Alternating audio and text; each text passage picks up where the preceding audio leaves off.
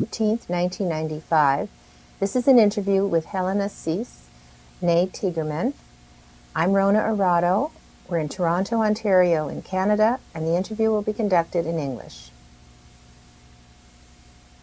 Today's September 13th, 1995. This is an interview with HELENA CISS, C-I-S-S, born Tigerman, T-I-E-G-E-R-M-A-N. I'm Rona Arado, A-R-A-T-O. We're in Toronto, Ontario, Canada, and the interview will be conducted in English. Would you please state your name, where you were born, and the date of your birth? My name is HELENA Tigerman. I born in Velký Slanec, Nagy Szalancon. I'm sorry, in English, yeah? In Nagy Szalánc in Hungarian, and born in 1925, June 2nd. And is Tigerman your maiden name? Maiden name. And what is your married name? Married name is HELENA CISS, C-I-S-S.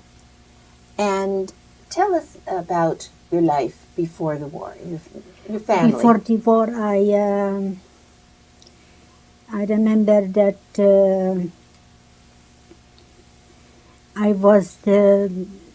my mother was having born my third sister, and she had to go to the hospital to born the baby. So she gave me to other woman to look after me, and I had we've been four sisters. The fourth sister is she gave me the fourth sister to the other lady to look after me, and the woman had 8 children, and an old man was her husband. A very old man was her husband, and I was there for a week, and then she was washing the dishes, washing the clothes, and when we're washing the clothes, they supposed to have the washing soda, to make the bleach the clothes, and it was the washing soda was melted. It's melted like water, and I asking the person to after lunch to give me something to drink. I'm thirsty. And she gave me that soda, that washing soda, what was melted. She gave me to drink it. And I was drinking it, and it's burned my whole inside, intestine. It burned everything inside out. And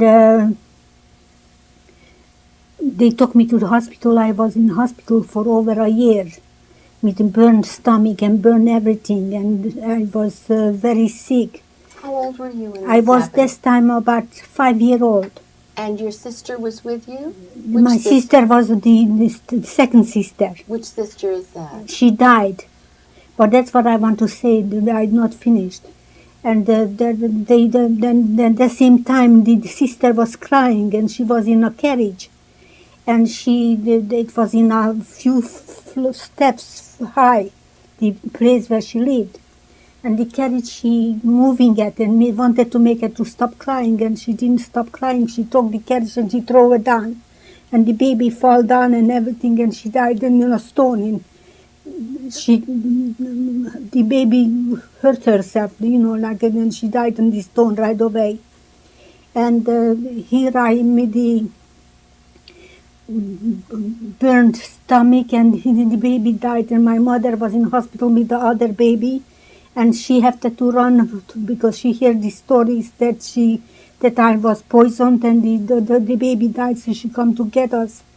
And she took us home and everything, and she had in the hospital. I have to be in hospital. And the baby had to have a funeral and everything, and she with the other baby. And then how you call? And then she took a woman to look after us in the house till she finished with the hospital because the whole time is supposed to be 2 weeks in hospital. So she had to have something inside to finish to make it herself better. So So she took us to the hospital, and then she come home, and she looked after us. And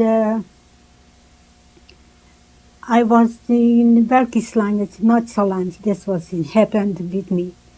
And after this... Now, just to go back for a moment, where was your father at this time? That's what I want to, to come to it. My mother, before she married my father, it was her friend, neighbors. And the neighbors, she was dying. And the woman, she made promise that she told her in dying bed that she want her to, that she marry her husband. And that... And my mother she didn't know what to do to a dying woman. Have to keep, she couldn't die till she promised her that she marry her husband. So she promised that, and she married him, and that was my father. And his name was George Todt.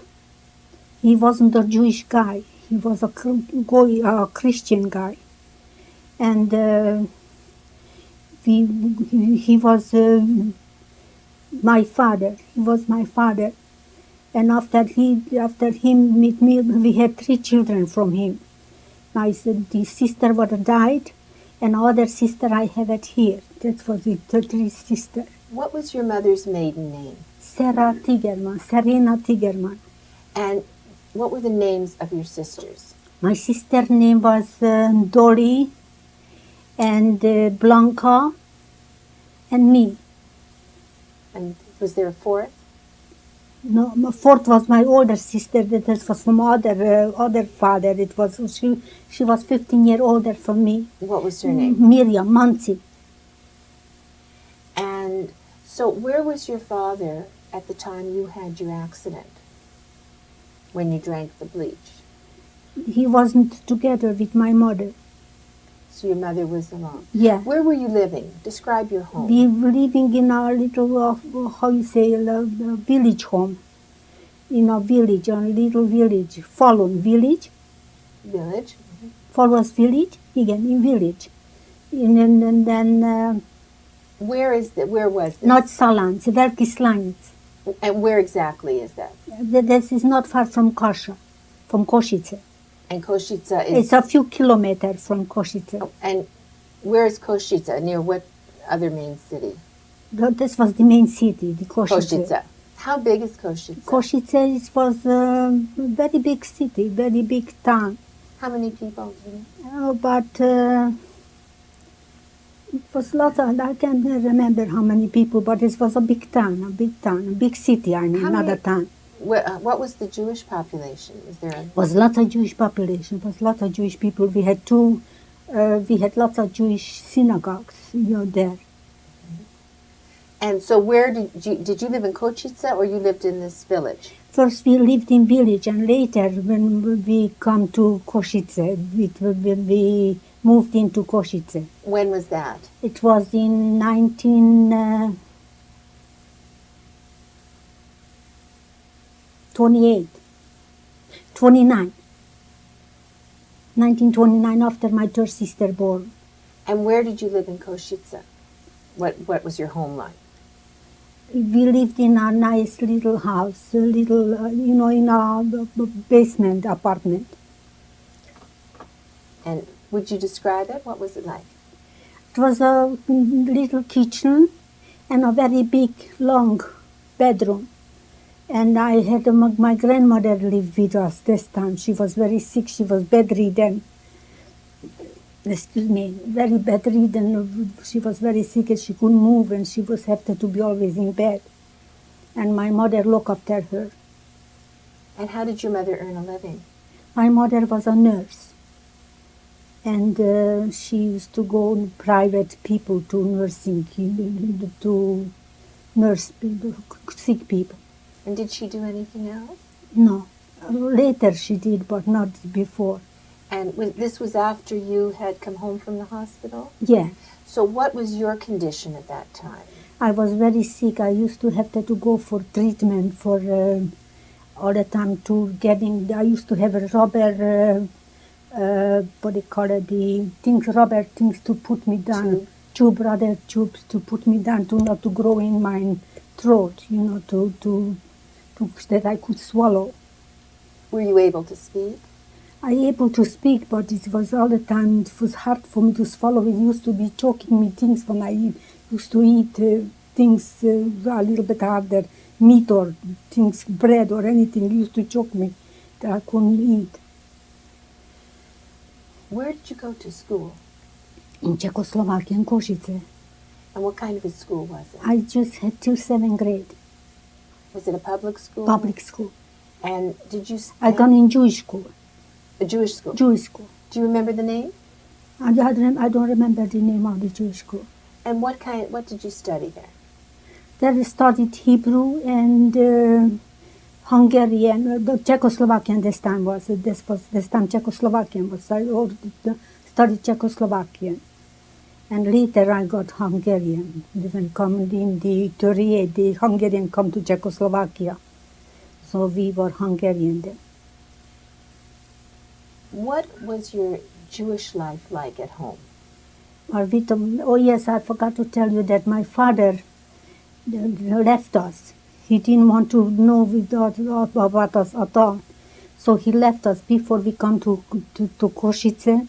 He left us without a word. He moved away, and my mother never knew where he is or where he never knew anything where he is. He ran away. He left us with 4 children alone, mother, and she had to go to work to earn money to feed us and to look after us. So, then you moved, was this just before you moved to Košice? Yeah. And then in Košice, she was a nurse. And in Košice, what was your home life like? Describe, did you... I had the older sister, she looked after us. She was 15 years older from me. So she was a seamstress. So she sewed for us clothes and she crocheted for us clothes and she looked after us. She was like a second mother to us. She looked after us and my mother used to go earn money so she, that she could look after us, the whole family. How did you celebrate Jewish holidays? She was very religious. She was very religious. And she kept every holidays and she kept Shabbat and she kept everything very beautifully. And that's how I learned from her to be religious and to do what she did. Do after her, like everything accordingly. Describe a Shabbat at home. Friday night she made a chicken soup. She made roast chicken. She made kugel. She made cholent. She made all the good things, and she made apple sauce, and made challah. She baked herself challah, everything, and she made cake. She made cacao, everything, and she baked everything. She was a very good cook. And she made the Shabbos come Friday night. We made everybody sit down and eat nice supper, Shabbos dike supper. And after supper, we had help to wash up the dishes and everything. And then we first light up the candle, and then we make the kiddush. And then we sit down and eat supper. And then after supper, we wash up the dishes. And then after this, we didn't do nothing. Who made the kiddush? My mother. She kept all the holidays for us. She was very religious and she kept all the holidays for us. Did you go to a synagogue? We did go to synagogue every Yom Tov and every time when we needed to go. Do you remember the name of the synagogue? No. Just describe the synagogue. What was the it like? Synagogue is very old-fashioned, very old-fashioned. It was downstairs the men and upstairs the women. And we used to look down, looking all the men who we knew who was familiar faces we see there or anything, and we look in the rabbi when he says speeches, we listen to him, and the rabbi and the chorus, it was a young boy singing beautifully, and it was so nice. It was beautiful. It was heartwarming, when you go in the shul. It was very nice. How big was the shul? How many people The were shul was about 500 people. And do you remember what the bima looked like, what the Aaron Kodesh It looked was a like? Kodesh, look very beautiful, old-fashioned. It was something beautiful. You don't see in any place like this. It's impossible to describe it. It was so beautiful. It was something I never saw anything in any place like this. What was it made of? Made of like gold, like gold and brass and all kind, all the golden colors, the different gold, brass and all kind of things, together mixed. It was our ark, beautiful ark. And who were your friends? I didn't have very much friends. I didn't trust nobody. Did you have anything to do with non-Jews in Košice? But I gone in Jewish schools. I had non-Jewish friends too. I had lots of non-Jewish friends, but I couldn't be very much friendly with them because we didn't have very much in common. Do you recall any anti-Semitism? when you were there? Yes. What do you recall? Fasiszta, hogy mondják az fasiszta? Like Nazis, something like that. These were from the townspeople? Townspeople, yeah. What did they do? What do you remember? They used to dirty you and all kind of used to call all kind, making all kind of things, and they used to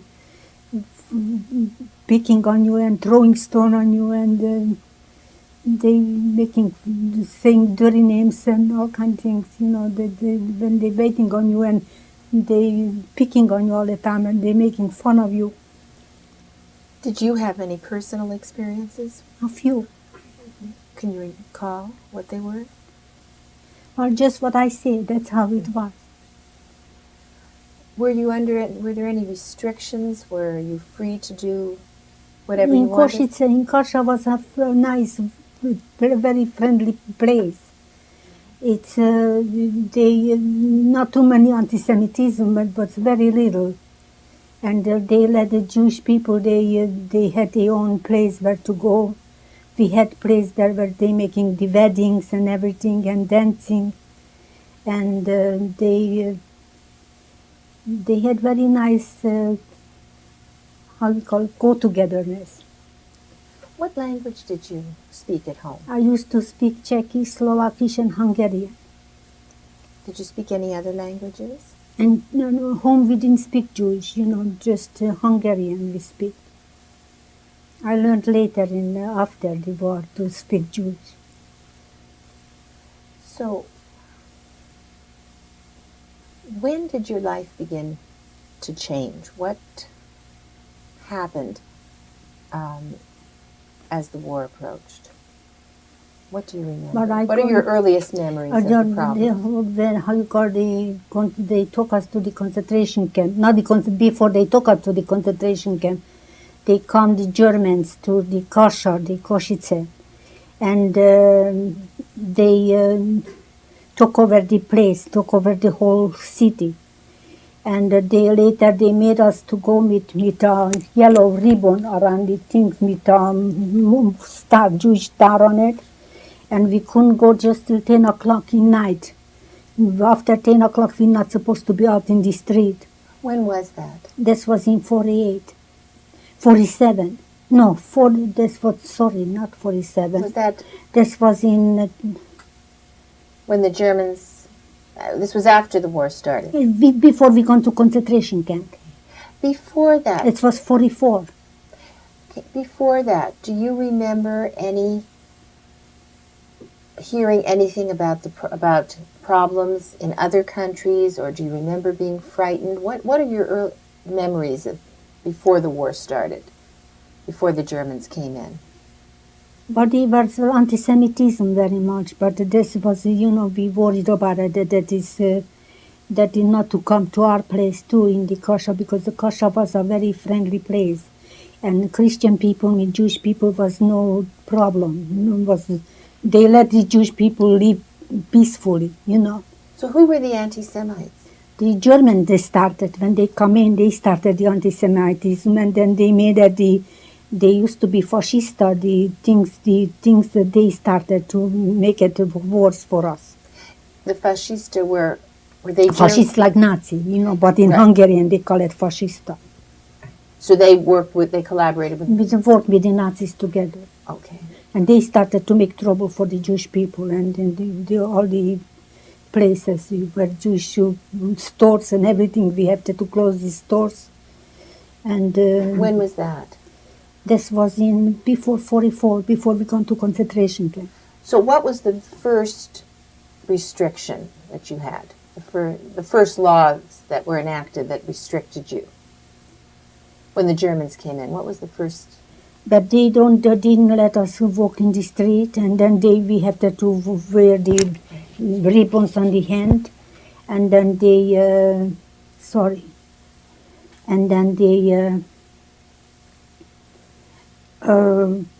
told us to stay home and then not to. We couldn't shop, nothing, anything in the stores very much. How old were you at the time? I was 18. And who else was living at home at that time? Just I with my sister. With my second sister, she's here. And where was your other sister? The older sister, I forgot to tell you that when the Hungarian come, he was a Russian man. When my sister married a Russian man. And the Hungarian come in our city, so they shuppired him. They sent him away to Galicia. And she had 2 children, and when they took away in the train, she was pregnant, and she had other baby. And they took her to Galicia, and after Galicia, we don't know what's happened to her. We don't know, never heard from her anymore. They took her with her children? Took her with her children, and she was pregnant, and I don't know what's happened to the baby or what's happened to her and to the children. She had 2 children, 2 small children. Do you remember when that was? What year that was? This was in 38. Okay. So this was before Yeah. the Germans came in. So you were at home now with your sister and your mother, and your grandmother was still?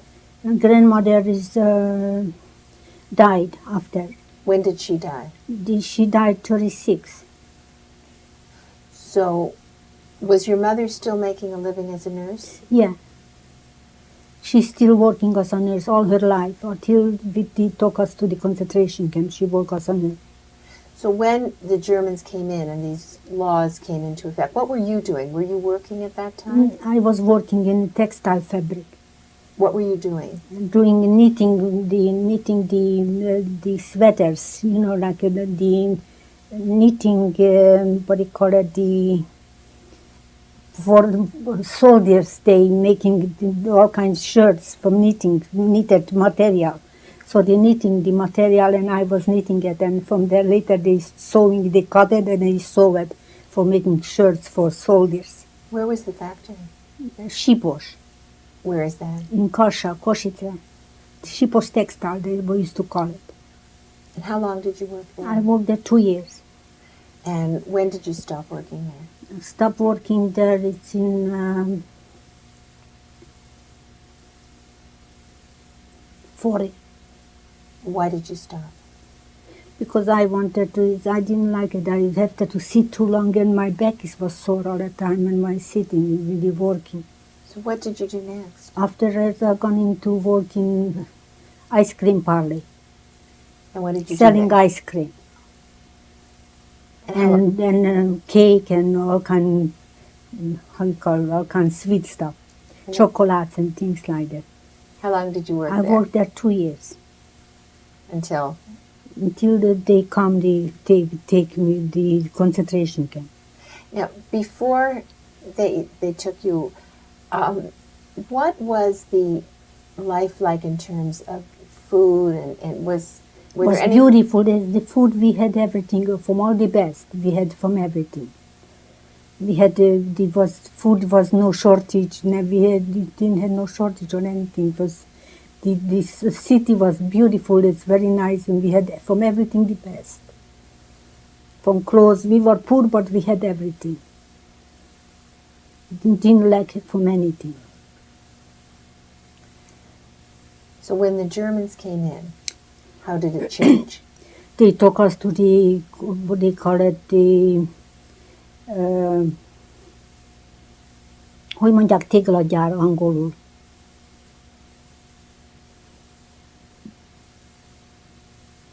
Where did they take you? They took us where they make a brick factory, and they took us on, and we did have to take just a few things with us, and we couldn't really have to leave everything, just to take a few clothes and that's all. And they took us up there, and we stayed there for 2 weeks, and from there they took us in Auschwitz. Now, when they took you to the brick factory, who took you? Who were, The German, and how were you taken? with a carriage. We just could take a few things with us, a few things belonging with us, and the rest is we have to take some renting at our carriage. We put everything on the carriage and we took it out. My mother took it to the brick factory where we were supposed to be. How much notice did you have that you had to go? We got not even 24-hour notice. How did they notify you? They come to every door to tell us who is Jewish people have to go. And just so much things you can take with you, and that's when you go take you have to go here and here and here, this place. How did people react? We were shocked. We were crying and we didn't know what to do. We didn't know what's going to be with us. We don't know what's going to happen to us. And for how long we're going to be there, we was very afraid. We didn't know what to do, and my mother was afraid to go with two kids, me with my younger sister. Had you had any warning before this? No, just they come to say us, you have so much time to pack and everything and to leave. And this place, in Teglagyár, and the brick factory, you have to go in that place. Had you heard anything about what was happening to Jews in other countries? No, we didn't. So you had no news? No, we didn't know nothing about those kind of things. It was for us a shock when we hear that we have to go there. So you took your things and we took our things and we gone in the brick factory, and we stayed there for 2 weeks, and they took us in a wagon and they took us in Auschwitz. Now, in the brick factory, would you describe what it was like in the brick factory? In the brick factory, it was there. It's like a roof. May I use my hand? A roof, and with a pole, the pole, and inside was empty. We just had open. Just the roof was covered, but inside everything open. And we took ourselves there with a pillow and something to cover ourselves, and that's how we slept on the floor. How many people were there? There was all the Jewish people from the town, from the Košice town. How many was there? All of them was there. And how were you guarded? Who guarded you? There were the policemen. They especially have somebody who watching us with a ribbon, something like an MP. So made it. Did they have, what kind of weapons? They had guns and rifle. Did anything happen while you were in the brick factory that you recall? Or somebody was shot. A few people were shot there. They shooting them because they, I don't know, they wanted to go away. They wanted to get out, and they catch them by the door. And they shot them by the door. I'm just going to pause for a moment. Yeah. We'll continue.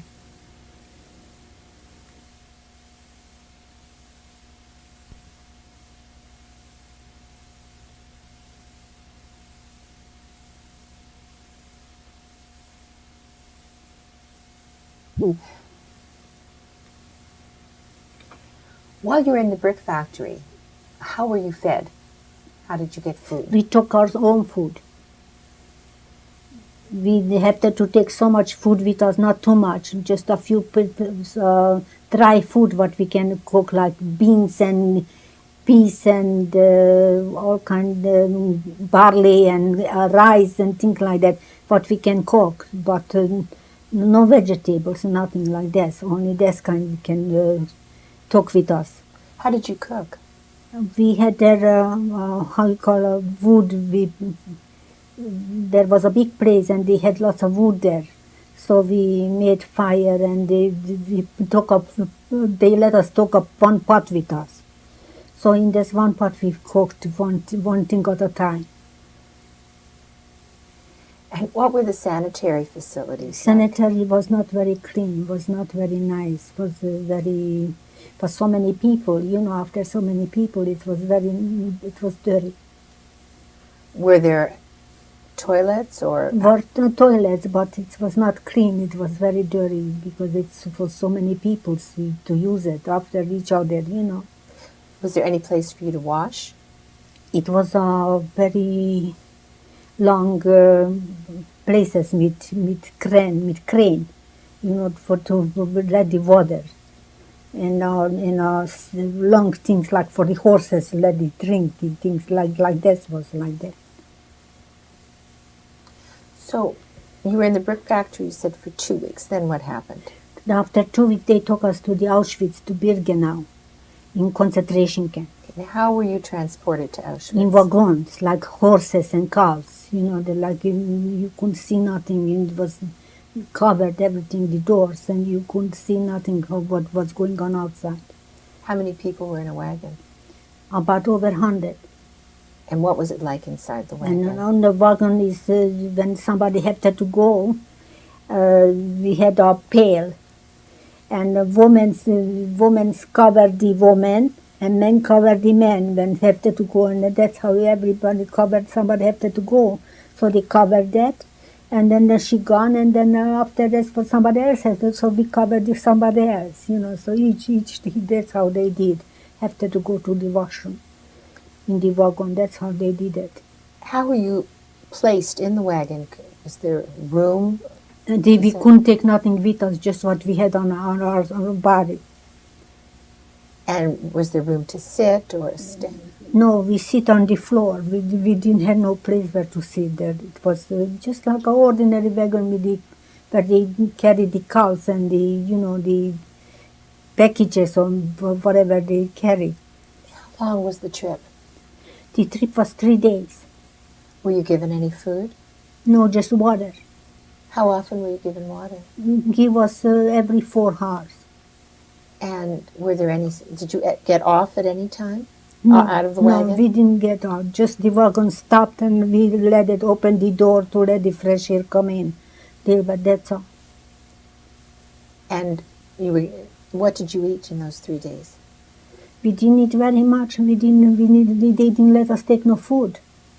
Because the food would get spoiled. It was hot day, very hot day, so this food would get spoiled and we didn't have where to keep it. What time of year was this? It was in 44. And what time of year was it? It was in March. So you took you 3 days. What happened when you arrived at Auschwitz? They took us in Auschwitz.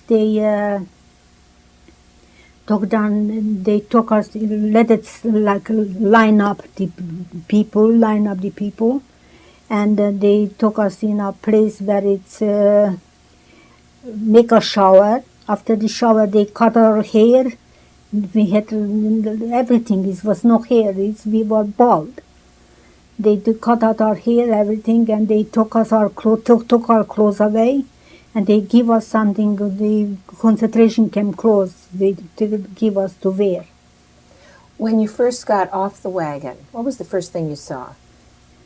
We saw a big, what do you call it,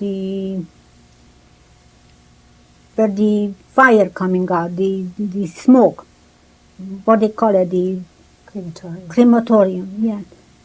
That's what we saw, and the people, they used to tell us, somebody there, a German, say that you coming in the door and you going out on the chimney.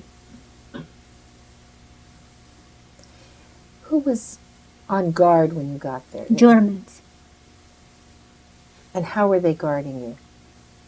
mit bayonet, mit rifle. Were you lined up? I was lined up, and they take us to the barracks. They will keep to the barracks. Everybody, there was a barrack by numbers, going 14, 20, 25. Each had his own barrack to go there. Now, who were you with when you first got to Auschwitz? I was with our from hometown, from people. And with your mother and sister? Were you still? The mother they took away from us. I forgot to say that. Before we come to Auschwitz, I was with my sister and with our lady friend, neighbor. So the German take away my mother, who used to wear a kerchief, a black kerchief. And she used to look very young without kerchief, but the black kerchief made her look older. So the German took her away from us. And she told the little lady, neighbor lady, to watch over to my daughters like your own. And she ran to be, and the German son, she ran to, oh my daughters, oh my daughters. And the German grabbed her, and she fainted, and they took her away. I never saw her since. Where was this? In Auschwitz, Birkenau. Was this when you first arrived? First arrived, yeah, then. And the little lady, that's the lady what is in the picture there, she the one who told her to look after us like her own two daughters, and she did look after us, and she was our second mother. So after your mother was taken away, yeah, what happened? Then they took us in a camp, in the concentration camp. And where did they take you? Auschwitz, Birkenau. Do you remember my lager number was 24. And we had bunk beds. Bunk beds there is, like from wooden beds, and no mattress or no nothing, just on wood we were sleeping, and our body was sore from wood and everything. And we were sleeping like herrings. One person face was here, another person feet was in her mouth. And that's how we slept, about 12 people in one bed. It was a big bed, and the 12 people were sleeping in a big bed. How many people were in a barracks? About 200. And who was in charge of the barracks? There was each day they chose a Polish woman, a Polish Jewish woman. She was the Auswehrin, what they call it, who look after us. And what was she like? She was nice to us. She was Ruzhenka, called Roji. And what did she tell? Did she tell you anything at that?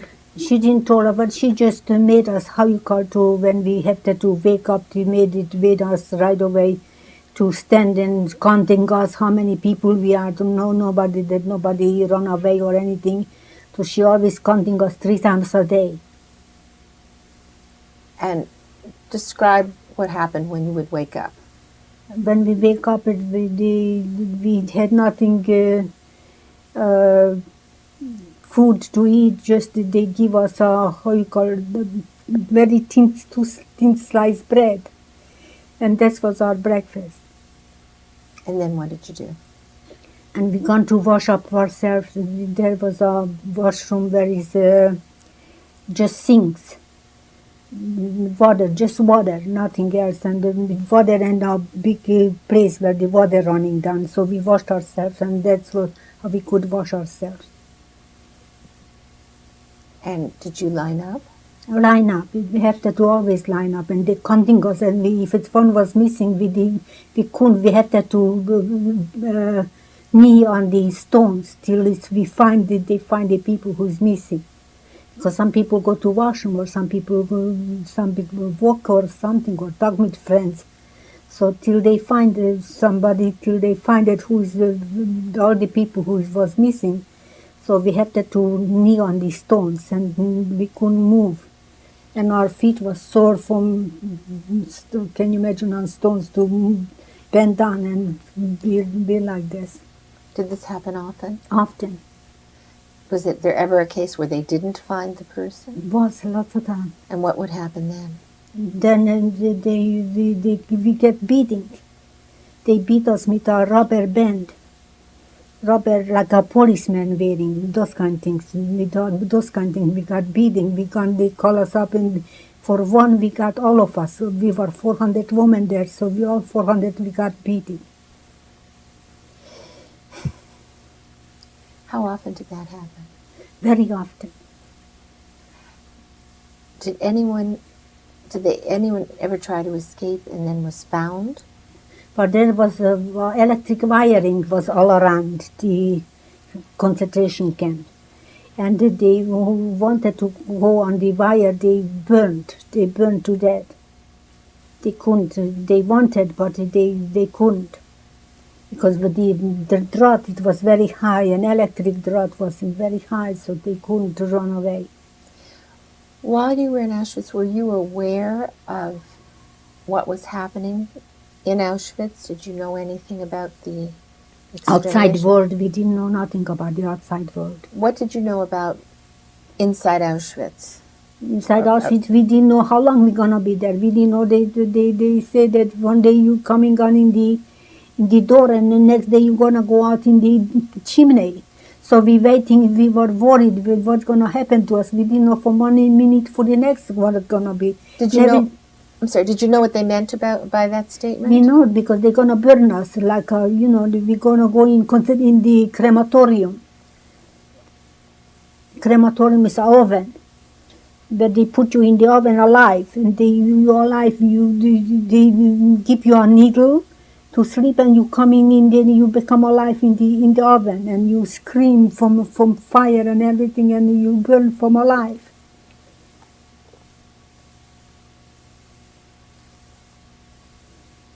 Till you dead. And nobody take you out from there. Nobody help you. You can scream how much you want, and nobody help you. Nobody can do anything to you till you die.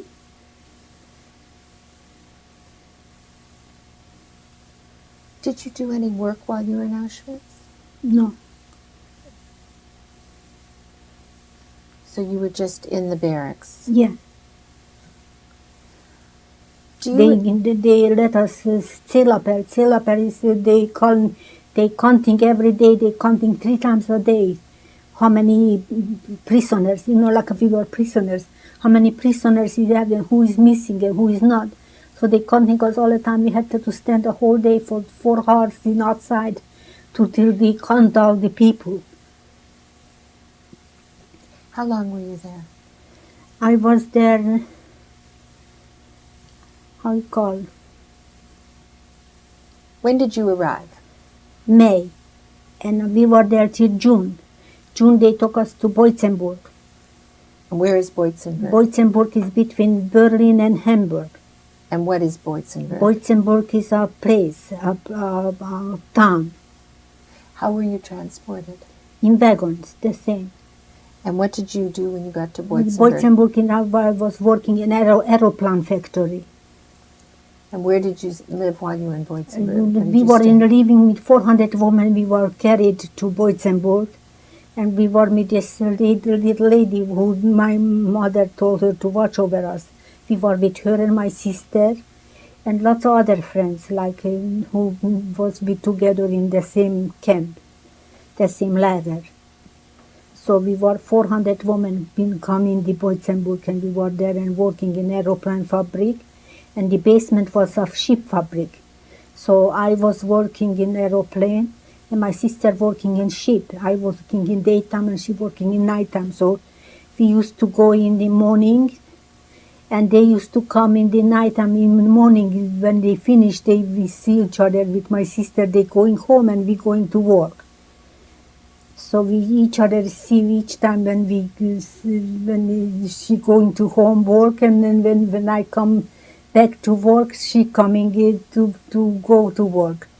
Like daytime and nighttime. She was night shift and I was day shift. So we each see each other in coming and going in the working in the factory. Describe the living quarters. Living quarters is like from a wooden house and wooden bunk beds. It was 2 bunk beds. Two people sleep downstairs and 2 people sleep upstairs. And it was better than concentration camp, but it was still not like it should be. What were you given for food? The food is just once a day. We got all kind of things for the giving for the cow, those kind of vegetables. They cooked for us, and that's what we have to eat. And sanitary facilities? Sanitary, we didn't have very much the things. We have to just wash ourselves in the sink. Like the same like in the concentration camp, the same way. What were you wearing? Wearing just one clothes, and we were nighttime. When we go to sleep, we wash it, and then dry it out, and in the morning we put back the same clothes. What was it that? What were these clothes like? Clothes was with a Jewish star and a number. Our number from the concentration camp. Do you remember your number? 3,265. Did you have a number on your arm? No. It was on the clothes. They give after a few days later. They give the arm the number of the arm. A few days out. After when we left from concentration camp. So you didn't. So I didn't get it. So describe what you were doing, your actual job in Boitzenberg. I was doing by the wing, that in the end of the wings is a little whole things. Do you take it out, and there is inside wiring. You put in the wiring, and that's making the wings go up and down. So I putting the wiring inside in the things, and then making the screwing inside in the end. How long did you stay there? A year. And during this time, was there anything that you recall, any incidents that you recall? This was before. This was the Elbe. Elbe was on the bottom, and we was on the top. And this was all. Just only the concentration camp was there. Nothing else. How was this camp guarded? By soldiers, by Germans, women soldiers or men soldiers. And was it enclosed? Enclosed, with wire, with electric wiring all around. And how big was it? It was 14 blocks, 14, 14 barracks. And how many people in each barracks? 100.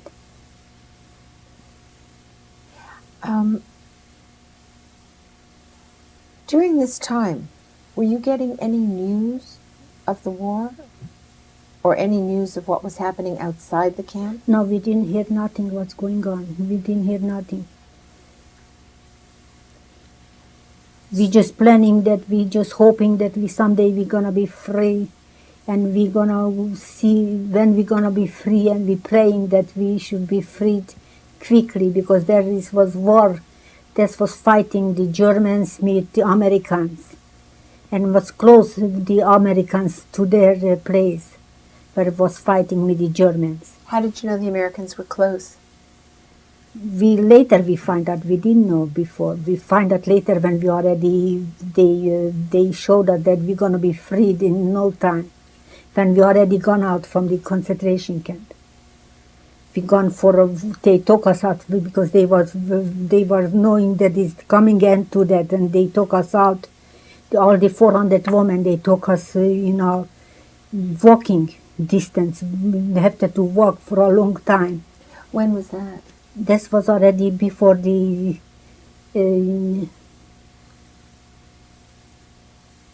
43. No, 44. Do you remember what time of year? When was it? March. So what happened? They evacuated the concentration? Evacuated, yeah. Because the American was closed, and they didn't want to catch the Germans, because they was afraid that what they're gonna do to them. So they took us away, and then they took us for a walk for a mile away. Miles and miles we had to walk, without food, without anything, without drinks. And in the end, the American, they saved us. On this walk, who were you with? German woman, German man. And they were guarding you? Guarding us with bayonets, and with rifles. And you were still with your sister? Yeah, And who else? and the Dutch Navy. Okay. Could you describe the physical walk? What were you wearing on your feet? Did you? We feet was sandals, like a wooden sandals, like the Holland people wearing those kinds of wooden sandals. And what did you do for food? We didn't eat nothing all the time. Still, we were fried. Till find us that the people, the American, took us, and then they feed us with good food. So how long did you actually walk? 2 days And you walked from Boitzenberg to where? to what they call it, Neustadt, Vichy, Neustadt, Vichy. And where is that? That's in Germany. And what happened when you got there? Then the American find us, and then they brought us some food, and they feed us nicely. When were you liberated? Liberated in 44. Do you remember the exact date? 44 in June. And what happened when you were liberated? June 25. So describe the liberation. The liberation, the American, they find us, and then they took us away. They give us food, and they give us everything. They give us clothes. They made us. They took us to make a shower, and they cut our hairs, and they give us all the best thing what they could to make us very happy. They didn't know what to do for us so much. They were so good to us. Where did you stay at that time? In Neustadt, Vichy. There was in a house. It was a big house. It was the German run away, so they took over the American took over the house and give us to stay there for all the 400 women. And who took care of you? They brought us food all the time. The Americans, they brought us ready food, and they look after us all the time. They brought us 3 times a day food. Was there any medical care? They were medical care too. They were doctors to check us up and everything, and they look after us and give us vitamins, and who needed, they give us medication and all kind of things. What was your physical condition like? I was all right. I was strong enough to be all right. And your sister? My sister too, thank God. We were both all right. And your friend? The friend was too, thank God to that, yeah.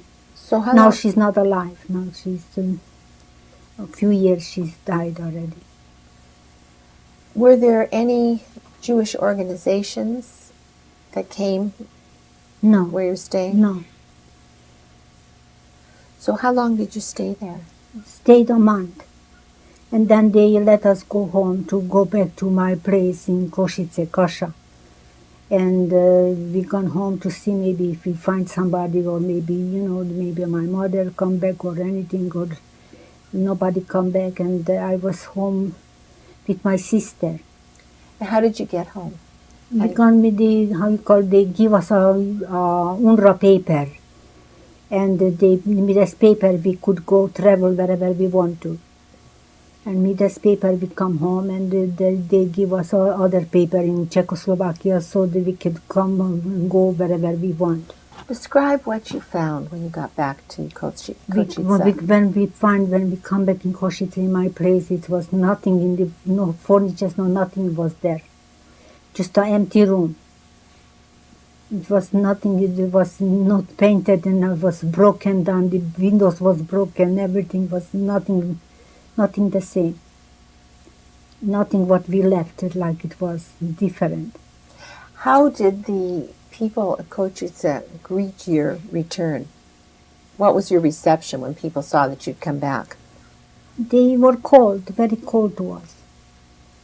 They didn't receive us with warmkeit or with friendliness or with anything. They was very cold to us, very strange, like strangers. Even strangers were better than they were.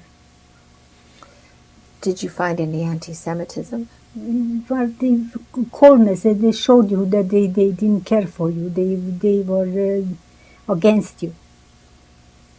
So where did you stay when you got back to Košice? We rented a room with my sister because we got money from the from the American. They give us money. So we had a little bit money, so we rented a room. And that's where we stayed for a while. How long did you stay? I stayed there 3 months, and I left my sister and I gone to Prague. And Prague, I told my sister that I go in Prague, and then when I find a place, I'm going to write to her and let her know where I am. So in Prague I was 2 weeks, and I didn't find nothing very much, so then I gone to Carlsbad. Carlsbad I was 2 weeks, I working there, and then I didn't like how they treating people, Jewish people. What were they doing? Anti-Semitism, they dirty Jew and this, and so I didn't like it. And then I go in the bank and sending money to my sister, and somebody said that this night they going somebody group going to Germany in how you call it, in black, like walking in the border. Sorry, walking in the border, and you go through the border and go to Germany. So I listened to my sister, don't write to me till I write to you. And right away I took all my things, for my belongings, what I had, and I right away I joined the group for the gone through the border. And I gone with them, and I gone to Germany, to Fürth. And in Fürth there was a UNRWA camp, and they took me there. Where is Fürth? What part of Fürth in Germany, in where is that? Close to Nuremberg. And what was it like in Fürth? In Fürth was a DP camp, and they give us food, and they give us a place where to eat, and they give us clothes. And it was 2 weeks there, and then I gone to Bamberg, and was there a Jewish camp. There's a DP camp too, but a Jewish camp. And there I was there for a year. And what did you do in Bamberg? In Bamberg, the same. I was an artist. I draw. I used to draw beautifully. So I used to work for the camp by making all kind of pictures to earn my money and my food. My what they call it, the rations. You give you more rations if you earn your money. And what about your sister? What was happening? My sister, I left it in Košice. I told her that I'm going to write to her when I find a place. And I written to her, but I didn't get no answer. And I lost her. I didn't find her I didn't know where she is, and she didn't know where I am. We didn't know for each other for a long time, for a lot of good few years we didn't know from each other. And for the Bamberg, I gone to hospital. I had warts in my hand, and I gone in the hospital, Santotilia, and there in the Santotilia I met my husband, and I know him for 2 months, and then we got married. And what's his name? What is his name? Nissen. And how did you meet him? Meet him like I was sitting and waiting for the doctor, and he come in, and he come right away with other guy, a Hungarian guy, and he come to me, and the Hungarian guy know me, and he introduced me to him, and that's how I know him. Okay, we're just going to pause for a moment. Okay.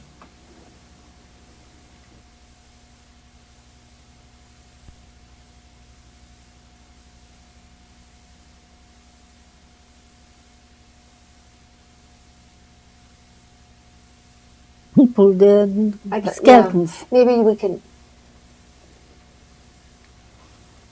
Tape 3, Helena Ciss, September 13th, 1995. Before we go on with your story about your marriage, is there anything else about Auschwitz that you want to tell us? when you were in Auschwitz, what you saw while you were there. There I saw there was electric wiring, and people run. They saw friends, and they saw brothers and fathers and mothers walking. They talking people talking around their walking. They taking go like walking, and they run to the things, and they each other recognized each other. So they gone to they forgot that it's electric wiring. They run to the electric wiring, and they burned to death. And this was a very shocking thing to see that. And the sister and brother or mother saw the child. Why did you run? Why did you do that? And he's screaming, and they was terrible things to see. Did you see anything else that? Oh, there's the how you call the bunch of people that they piled up like how you call like. Potatoes, you know, one bunch of potatoes piled up one, how you call this, the skeletons. It was so much, one after the other, it was filled up, big bunches was piled up so high, like mountains, was with people. And that's what they said, that's what happened to you when you coming in, and that's how you going out. Did you know what did you know how these people were killed? This was the gas chamber. And how did you know, what did you hear? Because this was an oven, a gas oven. They put you in the oven and they burn you, and that's how you come out like this. And just going back to your earlier life, is there anything again about Košice that you want to tell us about the city itself? As a child, what you remembered there? I remember my mother used to take me to dancing school, and I used to like to dance. And there was a Revis dancing teacher. He used to like to teach with me how to dance, show with me the new steps, all these steps, and she to teach me to dance and everything, and they show with me the dancing. And I used to love to dance, and they used to go there every week. After this was a dancing school Wednesday, teaching other boys and girls to teach. I used to teach them, and he showed me with me all the time the new steps with the dancing, what is all the new steps. And then I used to show taking the other boys and teaching the boys how to dance. And I used to go every Saturday and Sunday dancing school to dance as a, how you call us, really dance, not teaching, you know, this a really dance. Did your mother do anything to supplement her income as a nurse? No. Only selling the clothes, that's what I mean, I'm sorry. Selling the clothes, and that's how she made more money. And to bring food for the home, for us, to have more better food for Shabbos and for Yom Tov. And is there anything else you remember from Košice? Good memories, things that in the city? Not very much. So, tell us about when you met your husband. Oh yeah. So I sitting there, and the other friends bring him over, and he introduced me to him. And he liked me very much, and I liked him, and then we started to get acquainted, and we talked to each other. And I was in a kibbutz, Greifenberg, and he used to come to visit me in Greifenberg, and talk to me and talk to my friends and everything. And we knew each other only 2 weeks, and we married. Where did you get married? In München. Who married you? A rabbi. And tell us about the wedding. The wedding, he made me a suit, and in the suit I going to get married, and then that's how I got married, because I had not very much clothes, you know. And so in the suit I got married, and it was the rabbi married us. I only got one witness. The other witness didn't be there, no, so just with one witness I had on my marriage license. Where did you live after you were married? München. I lived in Neufreimann. And what kind of accommodation? There was a, how you call it, Germans' houses used to be, German houses, so there used to be 3 families in one house, used to live. So I lived in the second floor, in one room, one little room. It was the kitchen and the bedroom and everything, and front room and everything together. And how long did you stay there? Stayed a year. When I got pregnant, I got 2 months after I married, I got pregnant, and with my older son. And for in a year, I got my son born, and we supposed to go in how you call in we registered to go to Canada.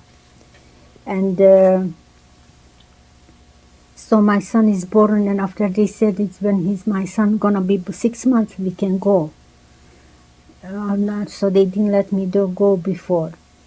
And so I born, he was 6 months, and that's how I come here in Canada when he was 6 months. When did you arrive in Canada? Canada, we arrived in, when was that? In 47. And where did you go? No, 48, sorry, okay. 48. And where in Canada? Canada is right over here, Toronto. And what did you do when you arrived in Toronto? How did you live?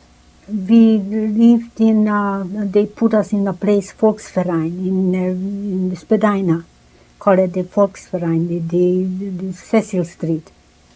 That was a place where all the immigrants come in. They were staying there for a while till they find a place where to go, or somebody find for them, or our relatives take them away from there. So we stayed there for 2 weeks. Who put you there? The UNRWA. And what happened after 2 weeks? After 2 weeks, our lady come, and we thought she saw us. I was maybe 6 months old baby, so she saw us and she felt sorry for us. So she took us to her place, and she let's stay to her place for a while till he get a job, till he make himself more money and can afford to rent a room. And what did your husband do? He was a tailor. So, and what happened? So we stayed with this lady, and he gone to work, and she didn't take no money from us. She feed us, and she let us keep room and board, and she look after the baby, and she made milk for the baby and everything, and she put the milk in the door, so when I have the baby go to sleep, so have something to drink. And she has angel. She was beautiful lady. What's her name? Rivka Berenson. How long did you stay with her? I stayed 6 months. And then where did you go? Then I gone to Robert Street. It was in Robert Street where she lived, in the corner in Bloor. And this was in Robert Street. I lived in College Street corner. So that's where we find a 1-bedroom apartment. And that's where we stayed upstairs for a little while, for a year. And then? And then we bought, saved up money, and then we had a down payment for a buy. No, Then we met another lady from this Berlin zone, and she liked very much my son, Joseph. But the baby, she was crazy about him. So she bought a home. And she took us to her home to rent upstairs. We rented by her the place. And we stayed by her for a year, and then we saved up money and we bought our home in Northcliffe. When was that? This was in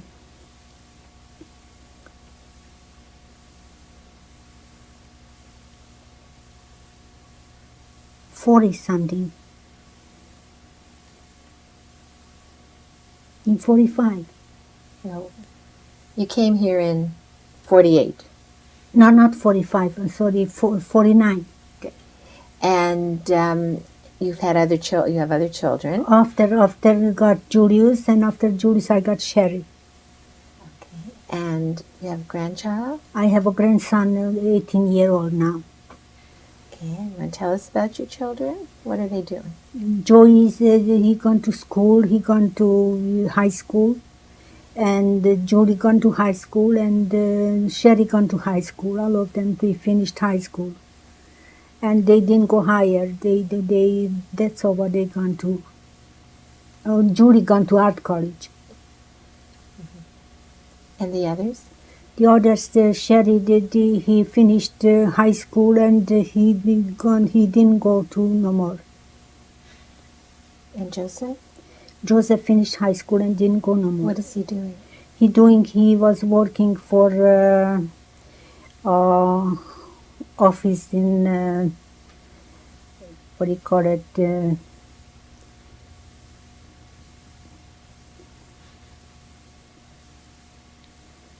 What do you call this office? I'm not very good at it. And what have you done? What? I Tell was us a about your- housewife and look after the house and cleaning, cooking, and washing and cleaning the house and everything. When did you find your sister? Oh, my sister, I find from here, Toronto. I written to her so many. Yes, I written to a friend, a man friend, in Košice. And I gift him the letter and ask him about if he knows where is my sister, if he saw my sister, that I looking for her, and if he let me know if he knows about her to give me the address. So he didn't written to me back, but he had the letter, and my sister.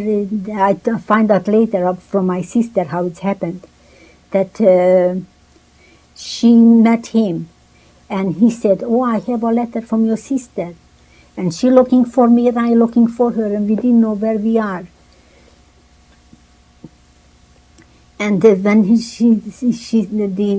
this man friend give to her this letter from my address, and told her that I'm here in Canada. Then later she written to me, and that she explained how she got the letter and how she find me. That this man friend give her the address for my address, but I written to him that I looking for Dory, and that's how later this man friend give my address to her, and she written to me, and that's how I find her, and she find me. Where was she? She was in Czechoslovakia, in Ostrava. It's Moravska. I don't know how they call it, or different Ostrava. That's the only way I know to explain. And did she stay there? She stayed there for a while, and then she come to Israel. And she's from Israel. She was all the time Israel till now. She come just 6 months. She's here from Israel. So she's in Toronto. She's in Toronto now. Thank God. With her daughter, she's married. She has a daughter, So, 4-year-old. is there anything else you want to add to your story? Anything we haven't touched on, or anything that you recall? I forgot to tell you about my son, how I lost. And he used to work for the Forester company. He was an insurance man, and he used to work for insurance company. And he was married to other girl. He was married for 8 years. He was married to a not Jewish girl. And we didn't like the marriage anyway, but we didn't like it because she wasn't Jewish and she wasn't like a right girl for him. But we couldn't say no because if he loved her, so we couldn't say no. So we let him get married. So he was married to her 8 years, and then he gone to work. And one day, I don't really know how it's happened, the whole story, because she told me how it happened, but it's not until she didn't tell me the truth. I don't believe her. Because he said that he gone to work, and he phoned her that he gonna come home for supper. And he didn't come home, and they find him in 30 miles away with his car, dead. And he was poisoned with pills. Somebody killed him. He was full with pills in his body, and his head was knocked, bleeding, and they find him in the car there. And then ever since, we don't know how it's happened, what happened, but they say that he killed himself, but it's not true. I know that he wouldn't kill himself. He had no reason why to kill himself. But that's the story she gave me, the daughter-in-law. And I don't believe her, because I know that he had no reason to kill himself. Because a week before he was for supper, he was happy and everything, and he was kissing me. And he used to come to my place every time for supper. He used to wash the dishes, he used to kiss me, hug me. And he used to be so affectionate to me all the time. I was for him everything. When did this happen? That's happened 10 years ago.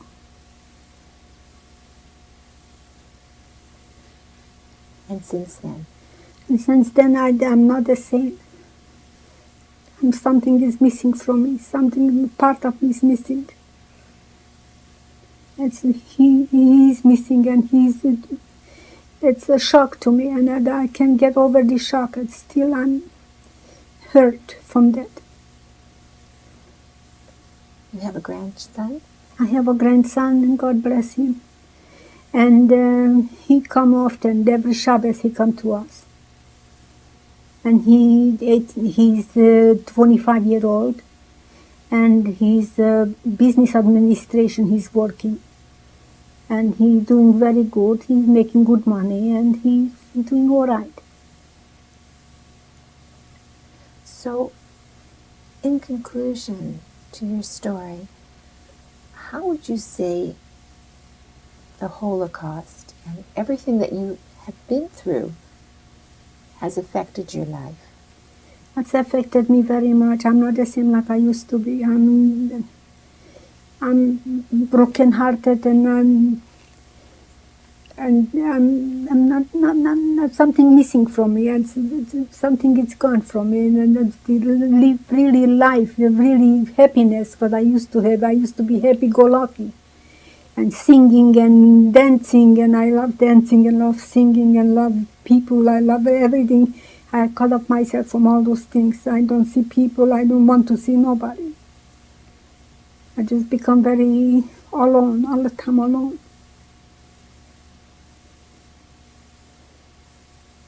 If you're going to tell your children and your grandchildren, if there's one thing you want to tell them from what you've learned from your experiences, what would you say to them? One thing I forgot to tell you, that I'm a very religious woman. I believe in God. And if not this, I wouldn't be alive today if I don't believe in God. God give me strength, and God give me peace of mind, and God give me all the feelings that I feel, that I get over all those feelings what bother me and what hurt me. That it make me forget, make me feel differently, make me feel to look every day, to have a new look for a new day, to start a new day. So what do you want to tell your children, your grandson,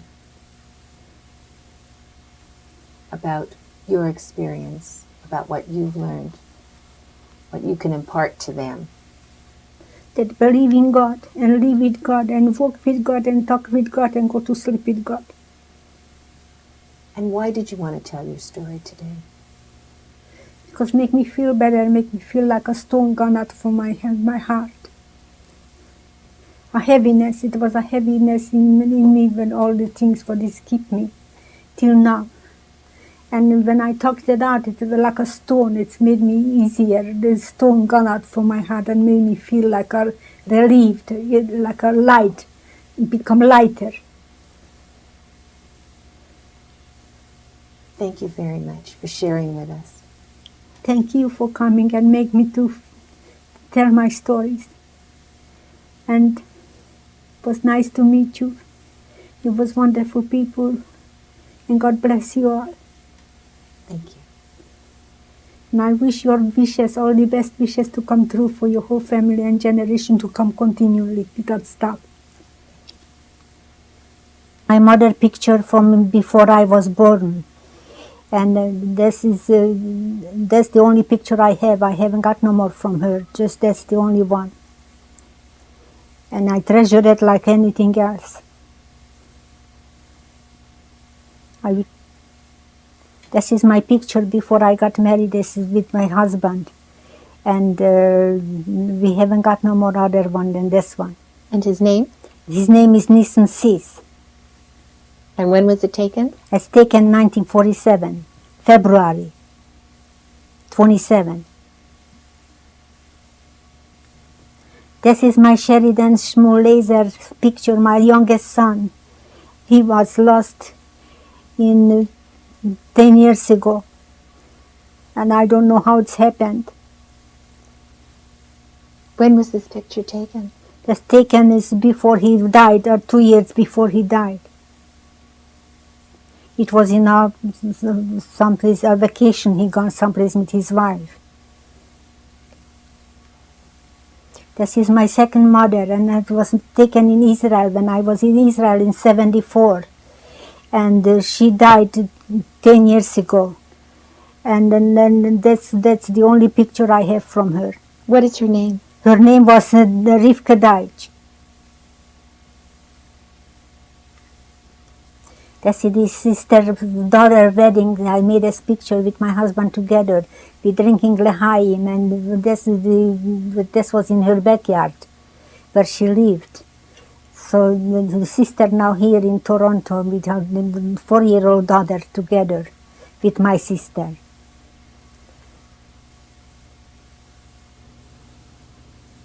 Now my left side is Sonia, my niece, and her daughter Hanushka. Next to Sonyushka is my sister Dolly. Next to Dolly is my grandson Aloni. Next to Aloni, my son Julius. Next to Julius is my daughter-in-law Claire. And next to Claire is my husband, Nissen. You forgot Joe. And my son is Yosef. And next to Yosef is my grandson Aloni.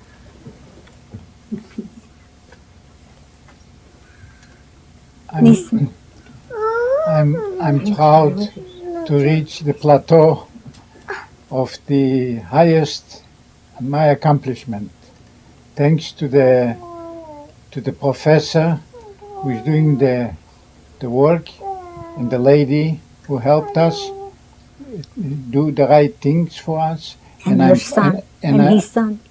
And I'm proud of my family that we could get together on this occasion to make the picture possible for the future generations to come.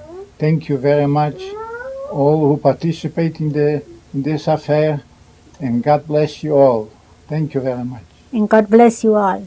Take care, and thank you very much for your hospitality and for your work, hard work a whole day, but you're working so hard for us, and you put up with us all our ways.